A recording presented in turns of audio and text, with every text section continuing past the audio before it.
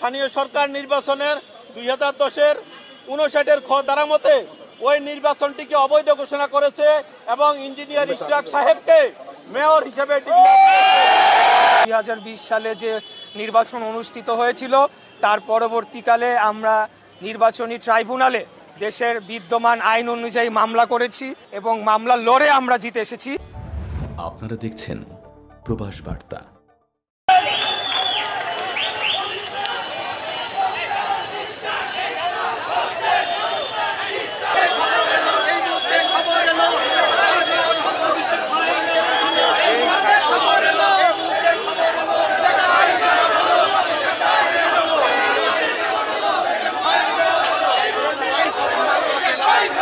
আমরা দীর্ঘ 5 বছর আইনি সংগ্রাম করে 2020 সালে বাংলাদেশে যে একটা পাতানো নির্বাচন হয়েছিল, আপনারা সবাই জানেন দক্ষিণ সিটি কর্পোরেশনে সেই সময় মেয়র তাপস জোর করে ঢাকা দক্ষিণ সিটি কর্পোরেশনকে দখল করার লক্ষ্যে ইভিএম এর ভোট জালিয়াতির মাধ্যমে কেন্দ্র দখল করে আমাদের প্রিসাইডিং অফিসার থেকে শুরু করে সবাইকে জোর করে বের করে দিয়ে একতরফাভাবে যে নির্বাচনী ডিক্লেয়ার নিয়েছেন সেই মামলা আমরা 2020 সালে করেছি।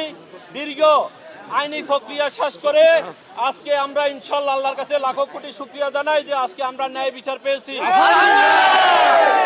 বিজ্ঞ আদালত আমাদের সকল বক্তব্য শুনেছেন, আমাদের 6 জন সাক্ষী দিয়েছেন, বাদী সাক্ষী দিয়েছেন এবং এই নির্বাচনে যে একটি ত্রুটিপূর্ণ নির্বাচন ছিল, ইভিএম জালিয়াতি ছিল, ভোট ডাকাতি ছিল এবং সর্বশেষ একতরফাভাবে আমাদের সকল অভিযোগগুলোকে অস্বীকার করে যেভাবে একতরফা রায় দিয়েছে সেই রায়কে যে আমরা চ্যালেঞ্জ করেছি সেটা আজকে আমরা সন্দেহাতীতভাবে আজকে বিজ্ঞ আদালতে আমরা প্রমাণ করতে পেরেছি। বিজ্ঞ আদালত নির্বাচন কমিশন আইন 2009-এর 53 নং 2-এর বিধি উপধারা অনুযায়ী স্থানীয় সরকার নির্বাচনের 2010-এর 59-এর খ ধারা মতে ওই নির্বাচনটিকে অবৈধ ঘোষণা করেছে এবং ইঞ্জিনিয়ার ইশরাক সাহেবকে মেয়র হিসেবে নির্বাচন কমিশন মাধ্যমে ইনশাআল্লাহ ঢাকা দক্ষিণ সিটি কর্পোরেশনে অচিরেই মেয়র হিসেবে উনি শপথ গ্রহণ করবেন। ধন্যবাদ সবাই। বিসমিল্লাহির রহমানির রহিম। আমি প্রথমেই মহান আল্লাহ তাআলার কাছে শুকরিয়া জানিয়ে আজকে আপনাদের সামনে বক্তব্য রাখছি।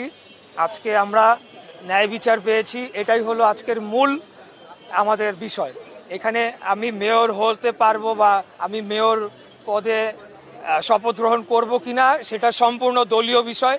আমি বাংলাদেশ জাতীয়তাবাদী দলের হয়ে ধানের শীষের মার্কা নিয়ে 2020 সালের 1 ফেব্রুয়ারি ঢাকা দক্ষিণ সিটি কর্পোরেশনে অনুষ্ঠিত যে মেয়র পদে নির্বাচন করেছিলাম এবং পরবর্তীতে সারা বাংলাদেশের কাছে, জাতির কাছে দিন দুপুরে আপনারা দেখেছেন ডাকাতি হয়েছে।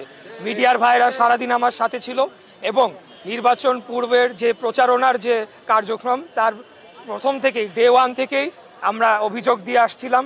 সেখানে বিভিন্নভাবে আমাদের প্রচারণাকে বাধাগ্রস্ত করা হয়েছে। আমাদের তখনকার বিএনপি সমর্থিত কাউন্সিলর প্রার্থীদেরকে বিনা মামলায় গ্রেফতার করে নিয়ে যাওয়া হয়েছে।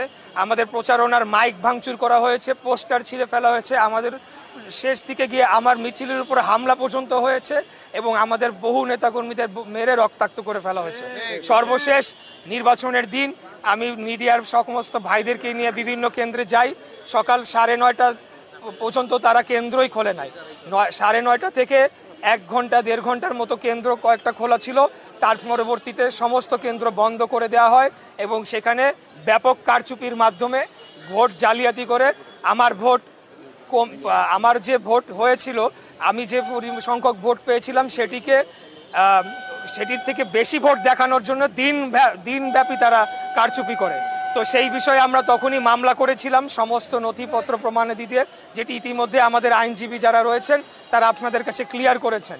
তো আমি যেটা বলতে চাই যে সবচেয়ে মূল বিষয় হচ্ছে যে আজকে ন্যায় বিচারের আমি পেয়েছি এবং বাংলাদেশে ন্যায় বিচার ফিরে আসুক, জনগণ যে একজন সাধারণ নাগরিক যাতে তার ন্যায় বিচারটি পায় সেটির ধারাটা যে শুরু হচ্ছে বা শুরু হয়েছে খুনি স্বৈরাচারী ফ্যাসিবাদী হাসিনা সরকারের পতনের পর, সেটির ধারাটা অব্যাহত থাকুক এবং পরবর্তীতে বাংলাদেশে আমরা সর্বস্তরে ন্যায় বিচার প্রতিষ্ঠা করতে পারি। এটি হচ্ছে আমাদের মূল উদ্দেশ্য, মূল লক্ষ্য। ধন্যবাদ সবাইকে। ওই সময়ে 16 বছরে যত ইলেকশন হয়েছে সবগুলোতে তো কারচুপি হয়েছে, তার মানে কি তাদের সময়কার সব ইলেকশনগুলোকে অবৈধ? আমি বলতে চাই যে আমি অন্য নির্বাচনের বিষয়ে মন্তব্য করব না। ঢাকা দক্ষিণ সিটি কর্পোরেশনে 2020 সালে যে নির্বাচন অনুষ্ঠিত হয়েছিল তার পরবর্তীকালে আমরা নির্বাচনী ট্রাইব্যুনালে দেশের বিদ্যমান আইন অনুযায়ী মামলা করেছি। সেই মামলায় আমরা আদালতে লড়েছি এবং দীর্ঘ আইনি প্রক্রিয়ায় এখানে অনেক জটিলতা তৈরি করে রাখা হয়েছিল। এটা আপনারা ভালো করেই জানেন যে খুনি হাসিনার ভাতিজা খুনি তাপস সে নিজে আদালতে হস্তক্ষেপ করে আমাদের এই মামলার প্রক্রিয়াটিকে বাধাগ্রস্ত করে বন্ধ করে রেখেছিল। পরবর্তীতে 5ই আগস্টের পর আমরা আইনি প্রক্রিয়া অনুসরণ করে আদালতে সমস্ত তথ্য সাক্ষী প্রমাণাদি দিয়ে এবং মামলা লড়ে আমরা জিতে এসেছি। অন্যান্য নির্বাচনের বিষয়ে সেটা আমার দেখার মন্তব্য করার বিষয় না। আমি মনে করি যে নিএম নুরুল হুদা সহ অতীতে রকিব কমিশন ছিল, হুদা কমিশন ছিল এবং সর্বশেষ কি নাম, সর্বশেষ আউয়াল কমিশন, এই কমিশনে যারা সাংবিধানিক পোস্টে ছিল, আমি মনে করি যে বাংলাদেশের যে এই অগণতান্ত্রিক ধারায় বাংলাদেশকে ধ্বংস করার যে চক্রান্ত হয়েছিল, সেটা ফ্যাসিবাদী শাসন যে কায়েম হয়েছিল, সেখানে সাংবিধানিক পদে যারা ছিল তারা অবশ্যই তাদের দায়িত্ব এড়াতে পারে না, কারণ সাংবিধানিকভাবেই তাদেরকে সেই ক্ষমতা বলি দেওয়া হয়েছিল। তারা সম্পূর্ণ ইন্ডিপেন্ডেন্টলি, তারা কোনো কিছুর কোনো চাপে না পড়ে এবং কোনো কিছুর বশবর্তী না হয়ে তারা কাজ করবেন, কিন্তু সেটিতে তারা ব্যর্থ হয়েছে। একই রূপে আউয়াল কমিশন, রকিবুল কমিশন এবং হুদা কমিশন যারা আছে তাদের বিরুদ্ধে অবশ্যই আমি মনে করি যে একটা বিচারিক প্রক্রিয়া শুরু করা উচিত। ধন্যবাদ সবাইকে।